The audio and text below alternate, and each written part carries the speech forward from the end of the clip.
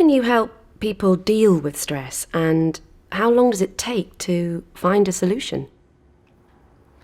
The great thing about stress management is that it's like a salad bar.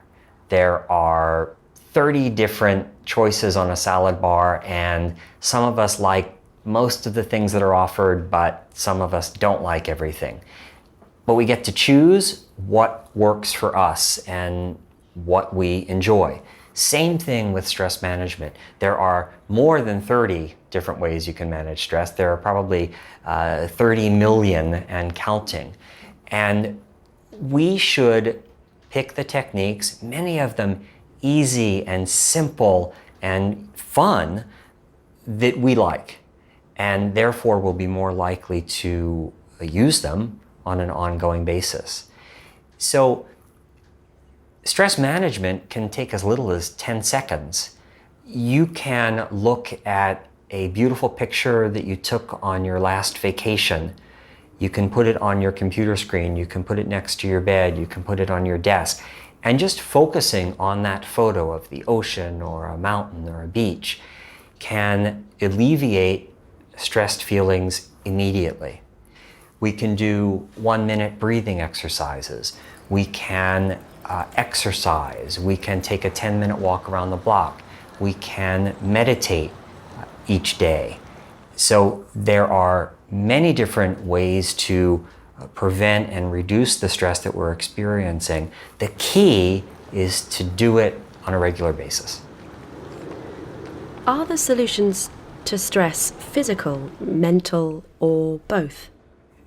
Stress management involves both the mind and the body. They make great partners when we're trying to feel better and to cut down on the stress that we're experiencing.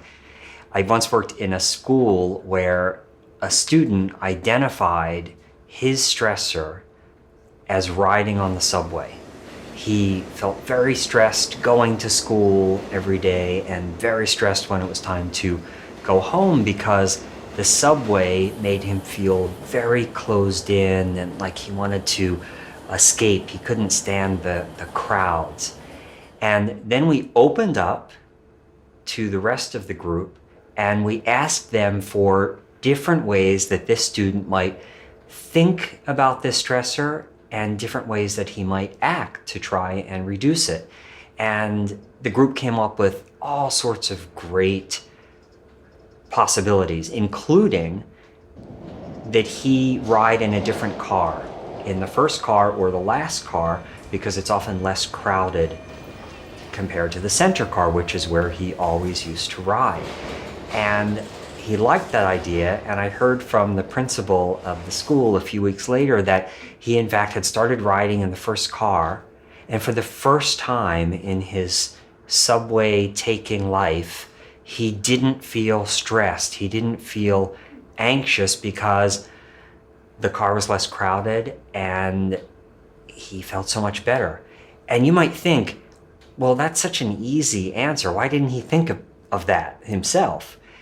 The truth is, and I think we all identify with this, we get into very fixed ways, habits almost, of thinking and acting because we deal with our stressors and have dealt with them in similar ways for a long, long time.